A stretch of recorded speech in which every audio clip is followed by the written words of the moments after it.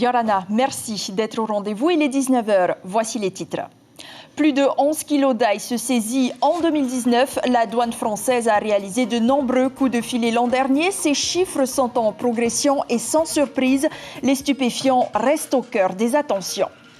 Pourquoi le groupe Medex se retrouve-t-il sur le devant de la scène, lui qui est implanté en Polynésie depuis plus d'une vingtaine d'années? Dans ce journal, on vous explique en quoi consiste son activité. Vous découvrirez aussi dans cette édition les images impressionnantes de la désinfection d'un avion pour éradiquer la Covid-19, un procédé totalement exceptionnel. Enfin, nous irons à Punaouia. Ça y est, les manèges sont officiellement prêts à faire tourner la tête des petits-enfants. À Outomoro, la fête foraine a ouvert ses portes cet après-midi. Le président des forains, James Frogier, nous donnera les nouveautés dans ce journal. 11 kilos et 705 grammes de méthamphétamine. C'est exactement ce qui a été saisi par les douanes en 2019. L'administration publique a dressé son bilan de l'année passée. Elle se félicite de son record de prise de stupéfiants, mais aussi de l'amélioration des formalités d'entrée des marchandises sur le territoire. Compte rendu signé Thierry Stemfleur et Patrick Tsing. 300 grammes d'ice, 3 kilos de paca, un mur de cigarettes. Les saisies douanières ont toujours un côté spectaculaire. Au quotidien, les salaires des 120 fonctionnaires des douanes sont payés par l'État. Mais les recettes qu'ils perçoivent sont versées à la Polynésie française, 57 milliards de francs en 2019, ce qui représente 30% du budget du pays. Pour ce qui est des stupéfiants, 11,7 kilos d'ice ont été saisis l'an dernier. Les quelques centaines de grammes qui n'ont pas été détruits servent à l'entraînement des 2 chiens. Les sorties d'argent liquide sont également surveillées, ainsi que les objets de contrefaçon découverts, le plus souvent en provenance de Chine. Les produits contrefaçon, donc là on travaille aussi, c'est une mission pays, hein, tout ce qui est norme, hein, la DGAE, mais on a beaucoup d'importations, notamment c'est un peu classique hein, sur un Noël, avec des produits qui sont dangereux, avec des jouets, beaucoup de jouets et des habits. Jouets, habits ou des ballons, des t-shirts, là, on applique également la réglementation du pays. Les services des douanes pensent également contribuer désormais à une meilleure fluidité des importations, avec des formalités plus rapides et nécessitant moins de déplacements. Et de se féliciter en conclusion de cette coopération entre ce service de l'État et le gouvernement local, parlant d'un dialogue constant et efficace. La douane qui œuvre contre toutes les formes de criminalité a par ailleurs saisi 36 kilos de viande de tortue, une espèce protégée en Polynésie. Oscar Temaru suspend sa grève de la faim, mais il faut continuer le combat, a-t-il confié à la presse. Alors il poursuivra son moyen de protestation lundi, puisque le maire de Faa poursuit par assignation en référé le procureur Hervé Leroy pour violation de la présomption d'innocence. L'audience publique se tiendra lundi à 8h. Le président du Tavini Huir Atira, qui obtient chaque jour de plus en plus de soutien de la part de militants, d'habitants et de personnalités civiles, Oscar Temaru et Jean-Paul Théran répondent à Thierry Stemfleur et Patrick Tsing. Depuis lundi, plusieurs personnes m'accompagnent dans cette grève de la faim. Je voudrais leur dire merci et comme un accord avec Jean-Paul Théran, on sculpté hier soir. Nous avons décidé aujourd'hui de suspendre cette grève de la faim et la reprendre lundi.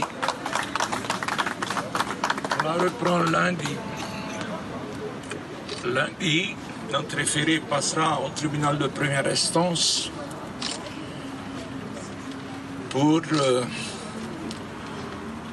violation de la présomption d'innocence de la part du procureur. Le jeûne pendant 5 jours, compte tenu de l'âge de M. Oscar Temaru, ça présente effectivement des risques sérieux. Et j'estimais que ce n'était pas utile d'aller au-delà dans la mesure où je crois que la justice va quand même aussi est saisie. Et donc ça me semblait bien qu'on préserve un petit peu le capital santé de cet homme, parce qu'il a beaucoup de choses à faire pour ce pays, pas simplement pour les militants, mais il a des choses à faire pour ce pays, pour sa commune. Rendez-vous lundi donc. Fenua-Medex, qui est implanté en Polynésie depuis 1986, fait aujourd'hui couler beaucoup d'encre. Du jour au lendemain, cette société cofondée par le ministre de la Santé se retrouve au centre d'une vaste enquête. Mais quelle est réellement son activité et quel marché pourrait être concerné? Élément de réponse avec Heidi Yenko et Teiva Ribé. Jacques Reynal cofonde en 1986 la société Fenua-Medex. Nommé ministre en 2017, il affirme ne plus avoir d'intérêt quelconque avec cette société. En quelques années, Fenua-Medex se développe et ouvre des filiales. Fenua-Medex et Nati-Medex pour le suivi médical des populations en isolement via la télémédecine, Rima-Medex pour des transferts de patients sur Tahiti, Moana-Medex pour la filière médicale en mer pour les navires de croisière par exemple. Et enfin, Taoté-Medex qui organise la filière de soins, notamment via la maison médicale de garde, une expérimentation visant à désengorger les urgences du Taoné. Et ce sont justement les marchés attribués à ces différentes filiales qui sont aujourd'hui sous la loupe des enquêteurs de la DSP. Celui de la maison médicale de garde, par exemple, dont la création validée par le JOPF du 6 mars 2018, prévoit un budget annuel de 33,5 millions de francs, dont 9 millions seront réservés aux charges fixes et le reste aux émoluments des personnels de santé. Le budget est reconduit en 2019. 2020 voit l'apparition d'une nouvelle annexe qui pérennise un budget de 34 millions, bien que les charges fixes aient baissé de près de 3 millions. Une somme située juste en dessous du seuil autorisé de 35 millions de francs par le Code polynésien des marchés publics. Pour rappel, celui-ci a 3 seuils pour les administrations du pays. Un seuil à moins de 3 millions, un autre à moins de 35 millions et le troisième au-delà de cette somme. En dessous de 35 millions, l'appel d'offres n'est pas obligatoire, la procédure est adaptée au cas par cas. Cette souplesse du nouveau code applicable depuis janvier 2018 aurait-elle servi à favoriser Fenua-Medex via l'ex-cofondateur devenu ministre? Les marchés ont-ils été divisés pour éviter de dépasser les seuils? C'est là quelques-unes des questions auxquelles devra répondre l'enquête en cours. L'enquête initiée en 2018 se poursuit donc et pourrait donner lieu à des auditions prochainement. Ce chiffre qui interpelle, moins 9,4%, il correspond à la baisse de l'emploi marchand en avril 2020, le plus bas jamais enregistré depuis la création de l'indice selon l'ISPF.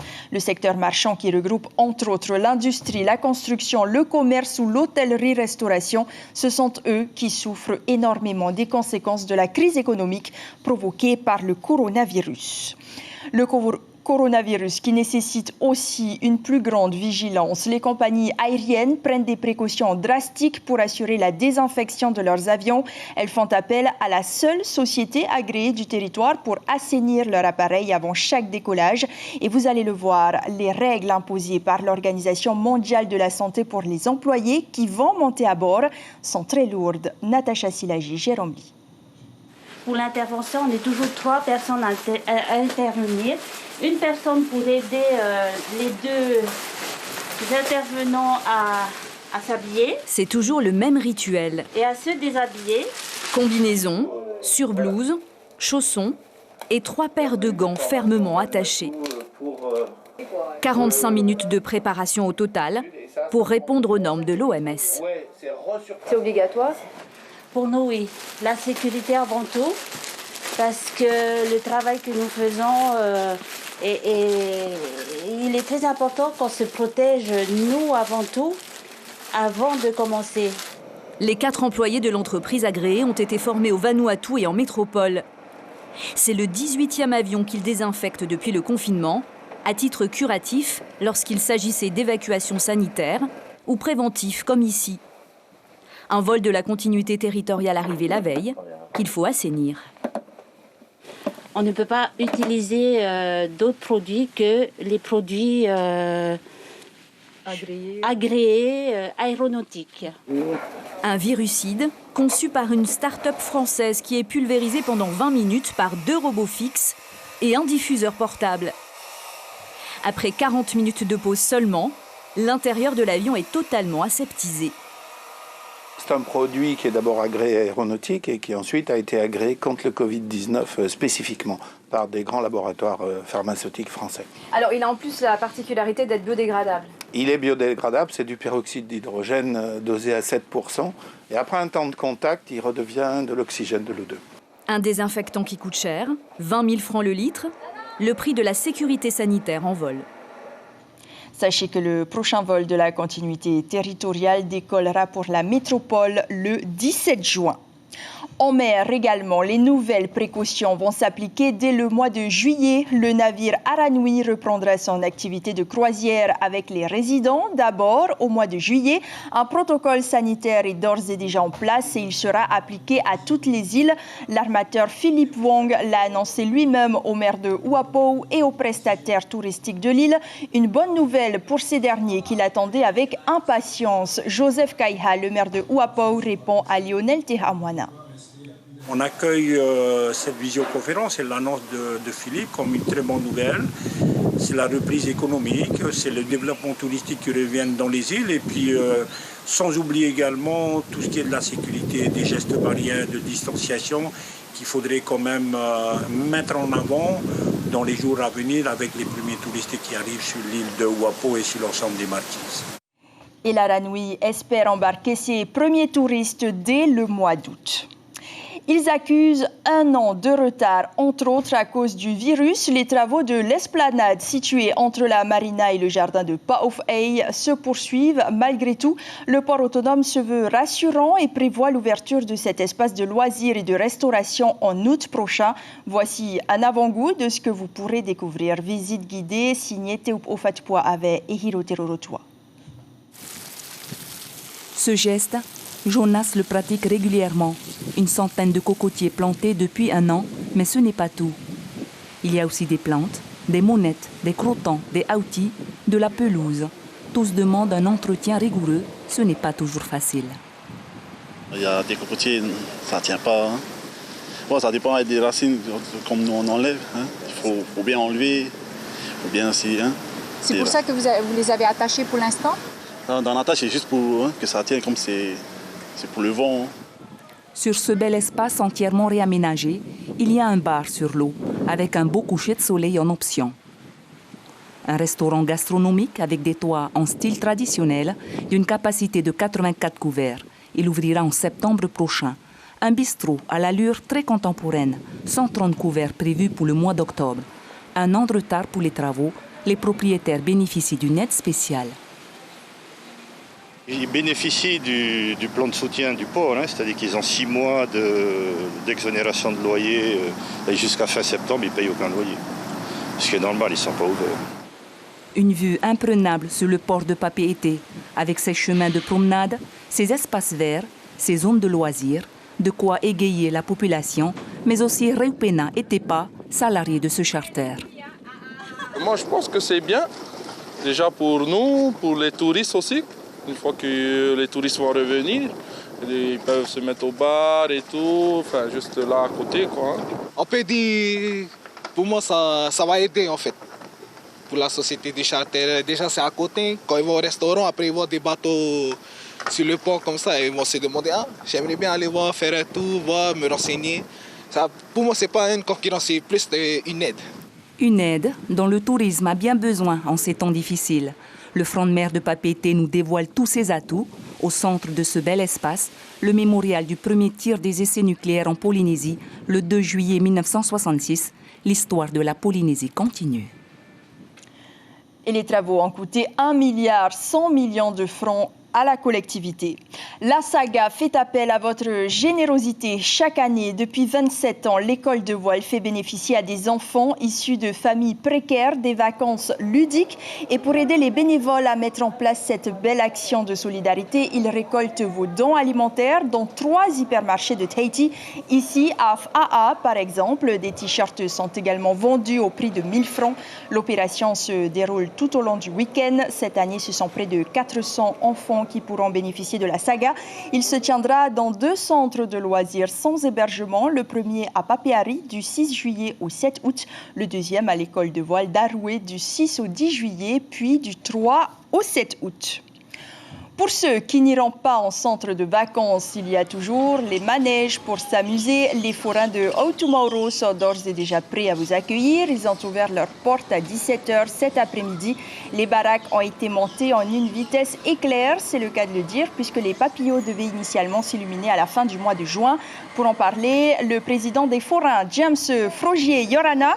Alors dites-nous, derrière vous, on voit déjà qu'il y a du monde. Est-ce que vous avez des nouveautés à proposer à la population? Yorana, Polynésie première. En nouveauté, suite au Covid-19, on n'a pas vraiment de nouveauté. En principe, il y a un jeu qui n'est pas encore ouvert. Ce sont des étudiants qui ont ce stand-là, mais ils sont toujours en métropole. Donc, on les attend qu'ils reviennent avec le jeu pour pouvoir ouvrir cette baraque-là. Mais sinon, toutes les baraques sont pratiquement toutes ouvertes depuis 17h. Alors, les baraques, justement, ont été montées en un temps éclair, je le disais tantôt. Est-ce que vous avez dû faire appel à du personnel supplémentaire? D'habitude, on met 3 semaines pour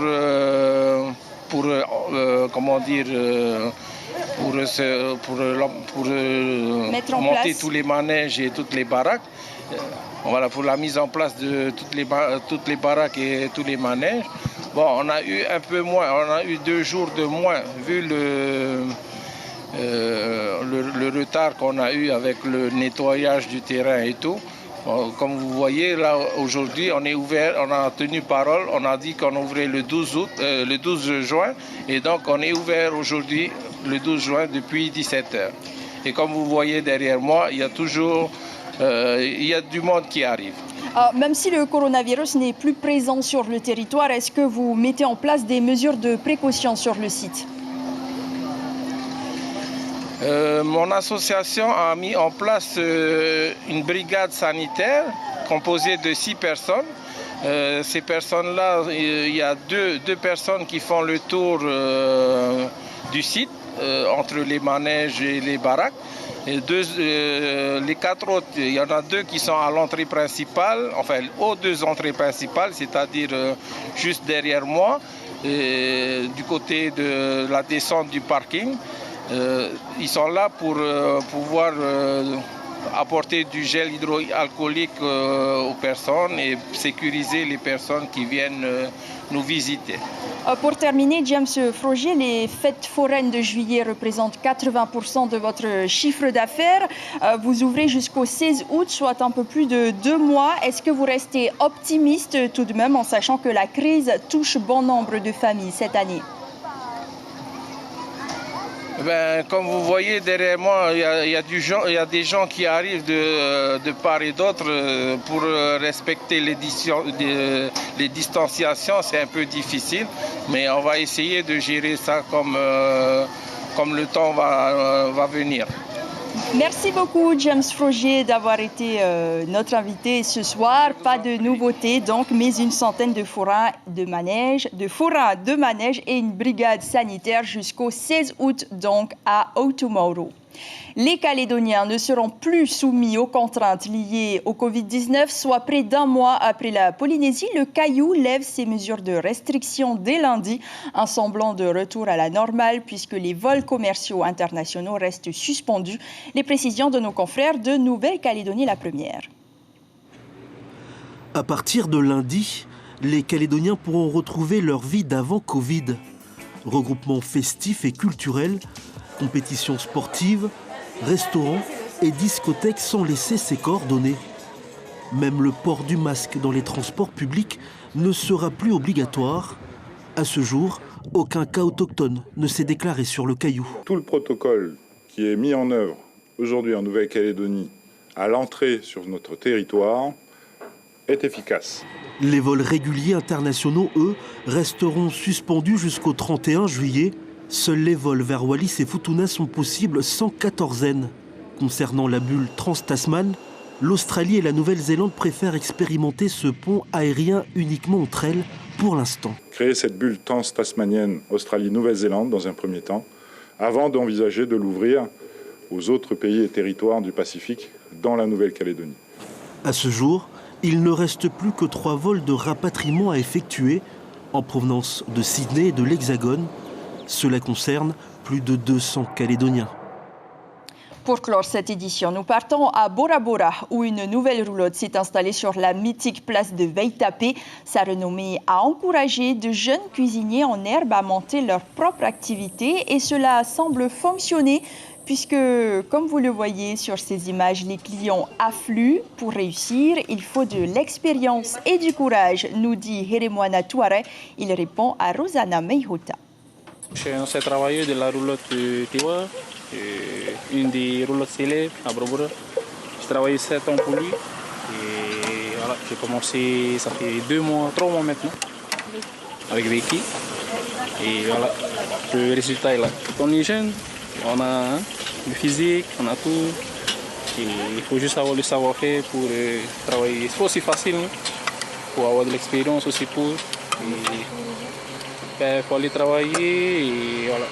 Bientôt les hôtels ouvrent et voilà, on va aller travailler à l'hôtel.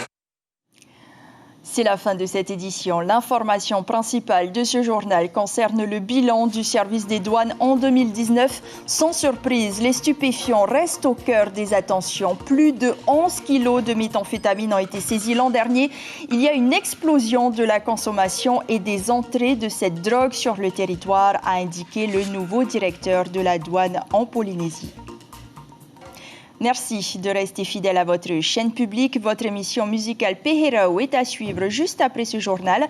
Retrouvez vos prochaines informations demain matin en radio avec Axel Mézinel et Corinne Tehitia. Portez-vous bien. Très bon week-end. À demain.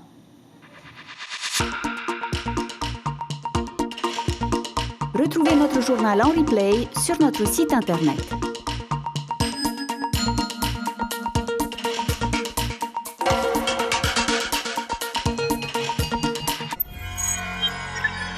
Retrouvez ce programme en replay sur notre site internet.